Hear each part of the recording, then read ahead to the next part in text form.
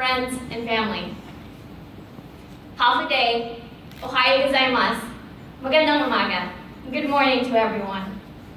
First of all, I would like to thank the 3rd Infantry Division Sustainment Brigade, the 87th CSSB, and the Special Troops Battalion for inviting me to be the guest speaker for this year's Asian American Pacific Islander Heritage Observation.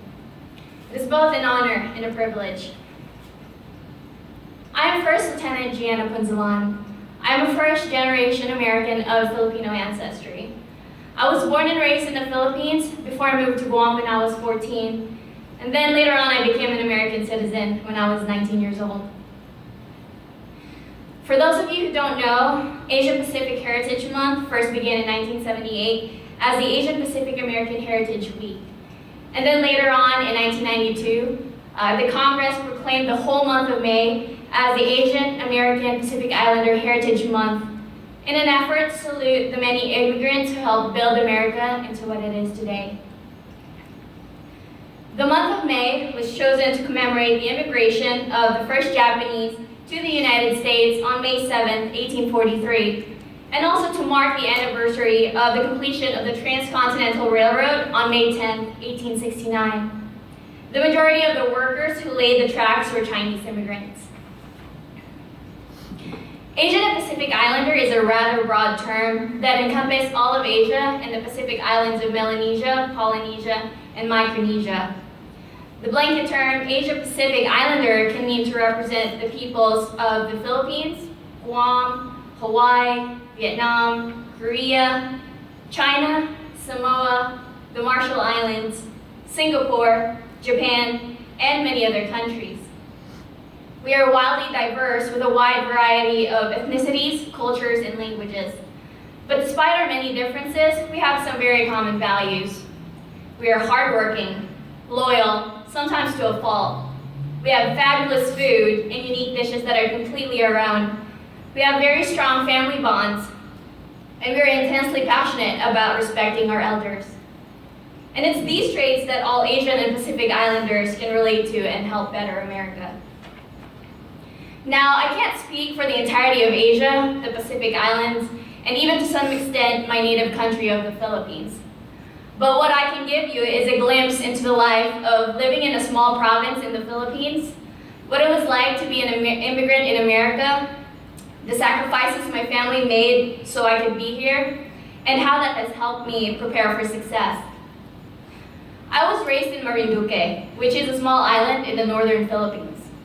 I was one of 3 siblings at the time, and I grew up under the care of my extended family. We lived with my grandparents and 3 of my mom's siblings in a small 1-bedroom house. We lived a very modest lifestyle. My mom, siblings, and I all shared a banig na kulambo, which is a straw mat and a mosquito net. My mom raised me and my siblings all by herself. My mom worked 2 jobs to put food on the table, but even then she was still barely making enough to feed us. They say in the Philippines, one of the greatest exports is the people, and my family was no different. Because even though she had a college degree, my mom still had a difficult time finding work that could pay well enough to support all 3 of us. So she didn't have a choice but to work overseas in Saipan as a hotel desk receptionist for $3.05 an hour, which was more than what she made in her previous job in the Philippines. For 6 years, my mother endured the hardships of being away from us, working in an unfamiliar place, and working countless overtime hours just to support her children. At the time, I didn't realize how much she was sacrificing. I was about only 5 when she left. But what I do remember is her always smiling, loving face when she would see us for a few days each year. Now, while working overseas, my mom met the man I now call my dad. My dad is currently a U.S. Marshal, and he is also a retired infantry NCO. With his help, my siblings and I were uprooted to Guam in 2004. Now, moving to another country is difficult as it is, but it is especially difficult when you move during the life's most awkward years, high school. Because not only are you the cliche new kid in school, but you also have to adapt to speaking a new, different language and adapting to a new culture. Now, American culture is not completely different from that of the Philippines, but I do remember being completely shocked the first time I heard one of my new friends call her older sister by her first name. You see, in the Philippines, like many other Asian countries, honorifics are used to address older siblings. For example, in Tagalog, which is my native language, I would address my older sister as ate, and if I had an older brother or an older male cousin, I would address them as kuya as a sign of respect. Respect is a large aspect of Asian culture, so it's no surprise that I really found my place in my high school's JROTC program.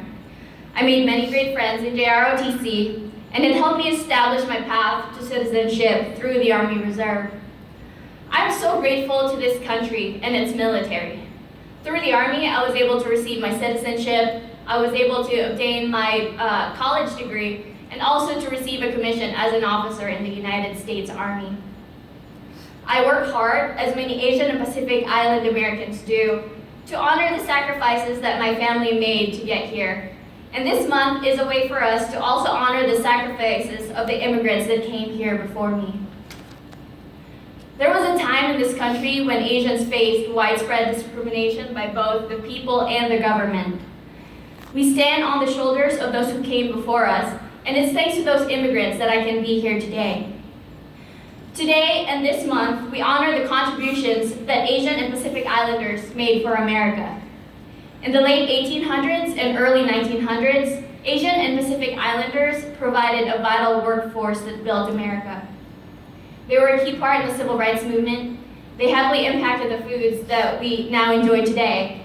And most notably, they honorably served in our military, which I think it's important to note that the most decorated unit in the Army is the 442nd Regimental Combat Team.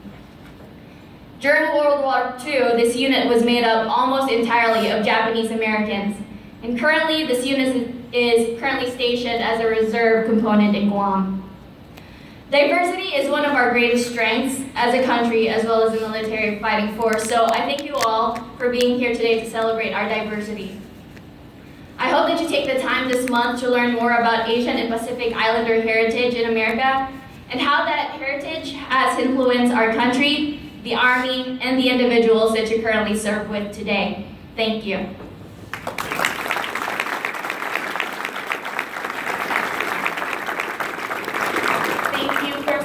Punzalan. At this time, Major Galarius Tarleton and First Sergeant Angeline Samuels will now present First Lieutenant Punzalan with a gift of appreciation for her words of knowledge and experiences of Asian American Pacific Islander culture. First Lieutenant Punzalan, on behalf of Colonel Jared Kelway and Command Sergeant Major Lieutenant Edward, Command Team of the 3rd Infantry Sustained Brigade, we'd like to present this plaque as a small token of our appreciation for coming here today and sharing your unique story with the group. The inscription reads, First Lieutenant Punzalan, thanks for all the kind words of inspiration and wisdom on Asian American Pacific Islander culture during the Asian American Pacific Islander Heritage Month celebration presented 18 May 2016. Thank you.